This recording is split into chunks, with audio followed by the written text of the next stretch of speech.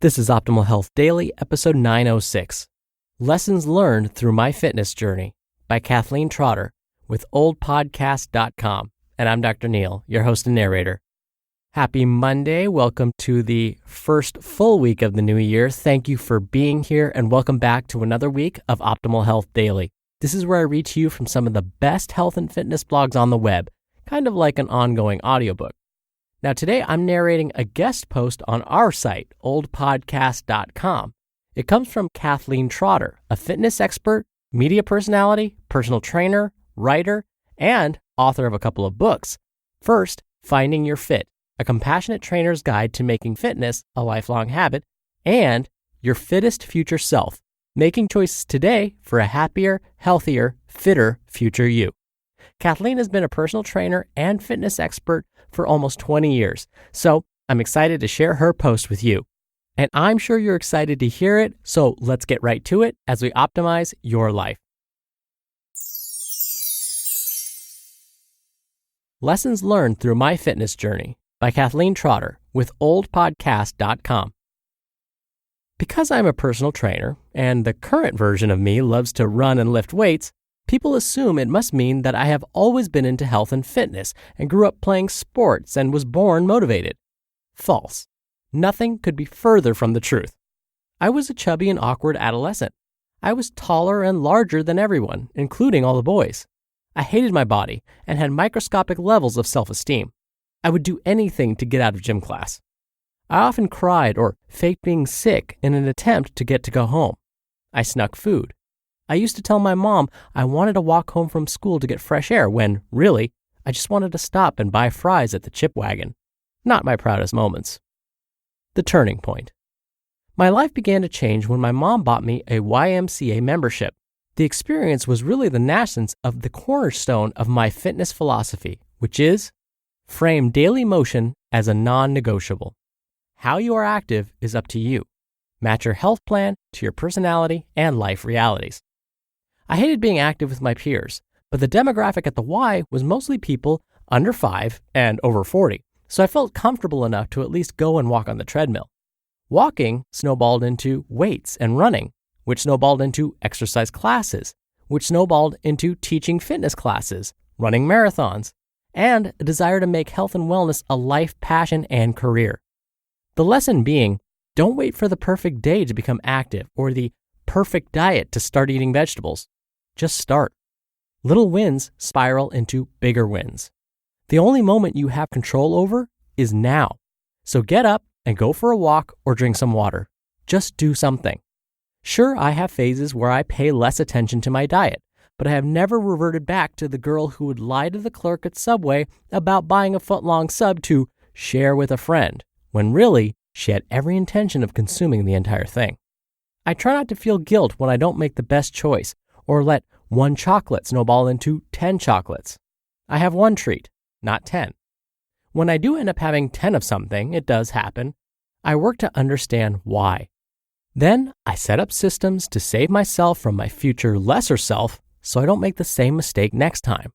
For example, I have learned I love fudge ice cream bars too much to have them in my house. I eat the entire box. So I store a stash at my mom's. When I want one, I go there, have a visit, and enjoy one or two instead of the entire box. I have been on my health journey for just over 20 years, in large part because I have developed a toolbox of healthy habits and tools, including a growth mindset and resilience. That said, the truth is that the journey never becomes easy. One just gets better at navigating the ups and downs. Advice for your fitness journey. Tip number 1. My advice to people listening is have realistic expectations. Know that we all slip sometimes. Adopting a healthier lifestyle is not about never falling. It is about learning to fall less intensely and course correcting faster. Replace the goal of health perfection, which simply sets you up for failure because perfection is not possible, with the goal of tending positive. Gradually change your health norms so you have more healthy habits this week, this month, and this year when compared to what you did last week, last month, or last year. Tip number 2, stop the shame cycle. Putting yourself in a shame spiral For example, I ate this cookie, so I am worthless and might as well eat another one, is not compassionate or productive. Learn to note the problem, learn from it, and move on. Guilt can sometimes spur people into action. Shame is counterproductive and emotionally and physically damaging. Know the difference. And by guilt, I mean the feeling of regretting a specific action, as in saying to yourself, I wish I hadn't eaten that cookie. Shame, on the other hand, is correlating making a less than ideal choice with being a bad person. When you fall into the shame cycle, you get into a trap of thinking, I did X, therefore I am worthless.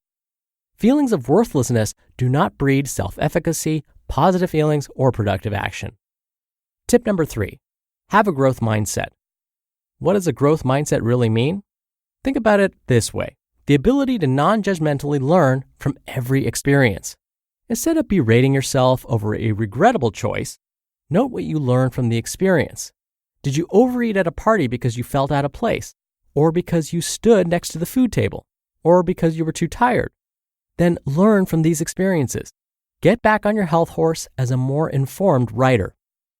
Tip number 4, learn to parent yourself. Schedule your life as you would your child's. Apply the same amount of mindfulness to your own nutrition as you would for a loved one. Talk to yourself in a way you would want your child or best friend to talk about themselves. After almost 20 years as a trainer, I have noticed a distinct pattern. Too often, there is a disconnect between what clients think is good enough for their loved ones and what is good enough for them personally. Too many people, especially mothers, can outline in detail the healthy choices they make for others, but find it nearly impossible to implement the same choices for themselves. You wouldn't expect your kids to eat food off your plate or snack before dinner or mindlessly grab a chocolate bar at 3 o'clock, but that is how most parents I work with feed themselves. Actively schedule your activities as you would your child's too. For general health, establish routines for yourself as you would for your family. For example, create sleep, morning, and bedtime routines that support your health goals. Life is a marathon. The main takeaway is this: health doesn't just happen. You can't create new habits or reach your weight loss goal overnight. Also, hope is not a viable health strategy. Create realistic, individualized, and specific goals and an appropriate action plan. Remember that adopting a healthier lifestyle is a marathon, not a sprint. Give yourself time to develop new, healthier norms. Have a growth mindset. When you fall off your health horse, get back on ASAP and get back on as a more informed writer. Lastly, have fun. We only have one life. Find activities that you enjoy, or at least something you don't despise doing. You just listened to the post titled Lessons Learned Through My Fitness Journey by Kathleen Trotter with oldpodcast.com. Now you can find more about her at kathleentrotter.com. Definitely check that out. And again, thank you to Kathleen for writing a post just for us. Dr. Neil here for my commentary. Something really jumped out at me. At the end of Kathleen's post, she mentioned we only have one life and that we need to have fun. And don't get me wrong, I completely agree with that. But what I've experienced is sometimes people will use this as a quote-unquote excuse to make not so great lifestyle decisions. For example, they'll say, you only live once, so I'd rather die eating what I like as opposed to eating lots of vegetables. Or we only have one life, so I would rather spend it doing what I want to do instead of on a treadmill. How do you argue with that, right? Well, here's the deal. What we have to do is reframe that mindset a little bit. For example, I would say you probably like having money in your bank account, right? Well, if you don't follow a healthy lifestyle now, guess where that money's going to go later on? It's probably going to go to prescriptions or surgeries or other treatments to help you get over whatever illness you may be experiencing. And I know that sounds really harsh, and I try not to make it sound like that's definitely going to happen to you, of course, because there are many times when that never happens to a person, even if they smoked for 60 years or they never exercised a day in their life. Magically, they'll live to be 100, right? But for many of us, when we look at the data, if we don't take care of our bodies now, it's going to potentially lead to disease later. And we know diseases are costly.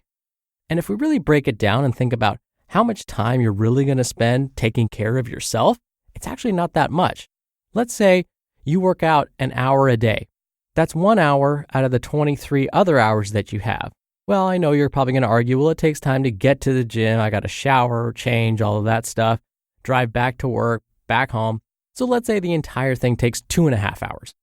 And that still leaves you with, if I do my math right, another 21.5 hours to do with what you want. And as Kathleen mentioned, with those other 21.5 hours, schedule your activities. Find time to do just maybe one tip that Kathleen shared with you. That's it. Because as she's experienced, and honestly, as I've experienced, just a little bit can start to snowball into something really, really tremendous. All right, that'll do it for the Monday episode. I hope you have a wonderful start to your week, and I'll see you back here tomorrow where your optimal life awaits. Hello, Life Optimizer. This is Justin Malik, creator and producer of this show and Optimal Living Daily, the brother podcast of this one. Literally, I'm Dr. Neil's brother. If you like the format of this show, you'll love Optimal Living Daily too, where I also read to you from blogs, but cover other topics like personal development, finance, and minimalism from bloggers like Derek Sivers, The Minimalists, Zen Habits, and many more. So for more amazing content read to you for free, come subscribe to Optimal Living Daily too, and together we'll optimize your life. You've been listening to Optimal Health Daily. Be sure to hit the subscribe button to stay up to date on each new episode, and head to oldpodcast.com. That's oldpodcast.com for a free gift, as well as more actionable tips and resources to help you maximize your potential. Thanks for joining us, and remember, your optimal life awaits.